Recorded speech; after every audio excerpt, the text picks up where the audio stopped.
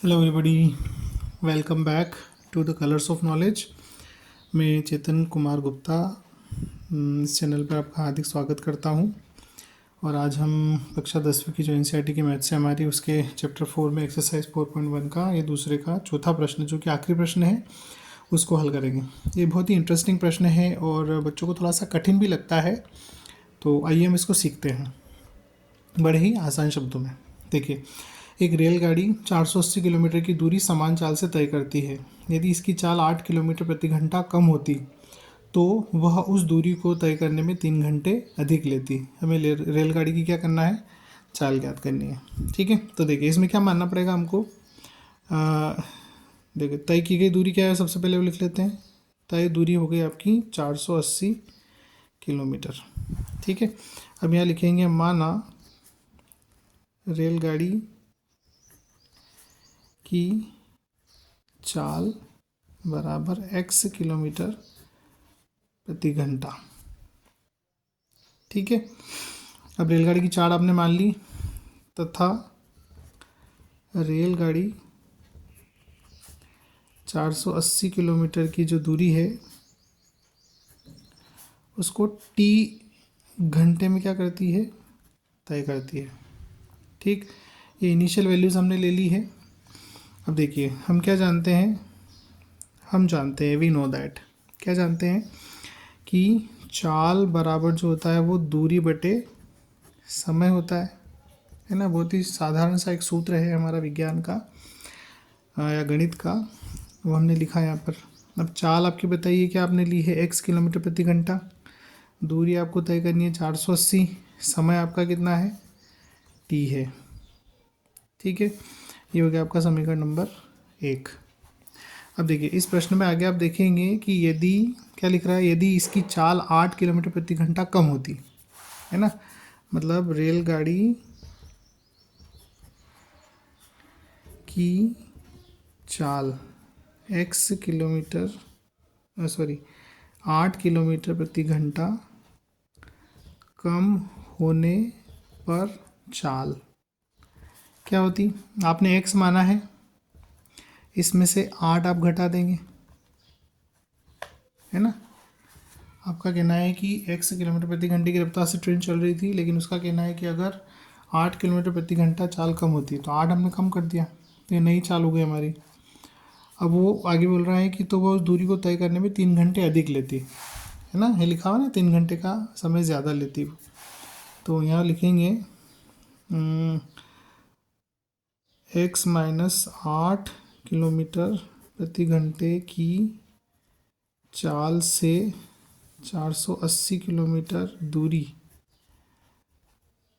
तय करने में लगा समय बराबर। देखिए आपने टी लिया है, पहले 480 किलोमीटर वो टी टाइम में या टी घंटे में तय कर रही थी। अब उसका कहना है कि वो 3 घंटे क्या करेगी, ज़्यादा लेगी। तो नया समय हो गया आपका t+3। अब ये नया समय हो गया आपका। अब वापस से हम क्या लिखेंगे, पुनः सूत्र वही लगाएंगे, चाल बराबर दूरी बटे समय। देखिए चाल हमारी क्या हो गई, x माइनस 8, दूरी वही है 480, समय आपका क्या होगा t+3। ठीक, ये हो गया आपका समीकरण नंबर 2। अब इसको क्या करना है, हमें हल करना है। ठीक है, अब इसमें देखिए, इसमें सवाल में क्या लिखा हुआ है कि हमें रेलगाड़ी की चाल ज्ञात करनी है। चाल आपने क्या ली है, x ली है, x किलोमीटर प्रति घंटा, तो हमें x का मान निकालना है। कहने का मतलब ये है कि हमें जो द्विघात समीकरण बनाना है वो x के रूप में बनाना है। तो x के रूप में बनाना है तो हमको इसमें से क्या करना पड़ेगा, t विलोपित करना पड़ेगा। तो t विलोपित करने के लिए हम समीकरण 1 से t का मान निकाल के इसमें रख देंगे। देखिए यहाँ से t का मान क्या मिलेगा आपको, 480/x। t यहाँ आ गया, x यहाँ चला गया, है ना, हम इनको इंटरचेंज कर दिया। तो t का ये मान हम क्या करेंगे, समीकरण 2 में रखेंगे। तो समीकरण 1 से t का मान समीकरण 2 में रखने पर, ठीक है, तो 2 में रखिए तो x माइनस 8 ऐसे ही रहेगा। 480 बटे टी की जगह पे आपने रख दिया 480 बटे एक्स, और प्लस में क्या है 3 है। इसको आगे हल करेंगे, देखिए x माइनस 8, और यहाँ पे नीचे कुछ नहीं है, 1 लगा दिया। 480 ऊपर है ही सही, नीचे आप लघुत्तम ले लेंगे, x आएगा 480 प्लस 1 का 3 में भाग देंगे आप तो 1 का x में भाग देंगे तो x ही आएगा, तो ये हो जाएगा 3x।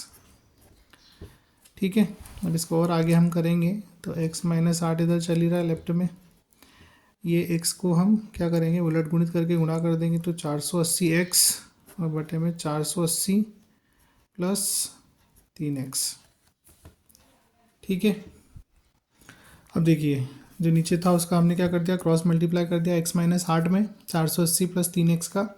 अब इनका गुणा कर लेंगे हम, तो x का गुणा होगा 480 में, तो 480x, उसके बाद में फिर x का गुणा 3x में होगा तो प्लस 3x का वर्ग, फिर 8 का करेंगे तो माइनस की वैल्यू आएगी 0, 8 64, 8 32 और 6 38, 3840, और 8 का 3 में करेंगे फिर माइनस 8 का प्लस 3 में, तो माइनस के 24x।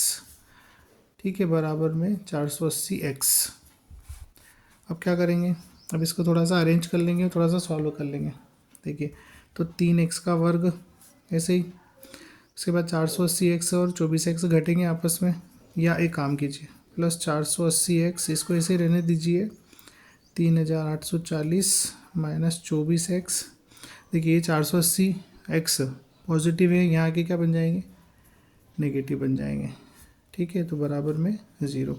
अब देखिए 480x प्लस के और 480x माइनस के क्या हो जाएंगे आपस में माइनस हो जाएंगे, तो 0 बन जाएगा। क्या बचा 3x का वर्ग माइनस के 24x माइनस के 3840 बराबर 0। तो ये आपका द्विघात समीकरण मिला आपको। अब यहाँ पर हम क्या कर सकते थे कि 3 कॉमन निकाल सकते हैं, तो x का वर्ग माइनस 3×8 = 24 माइनस 3 एकम 3, 3 दूनी 6 और 3×8 = 24 और 0 बराबर 0।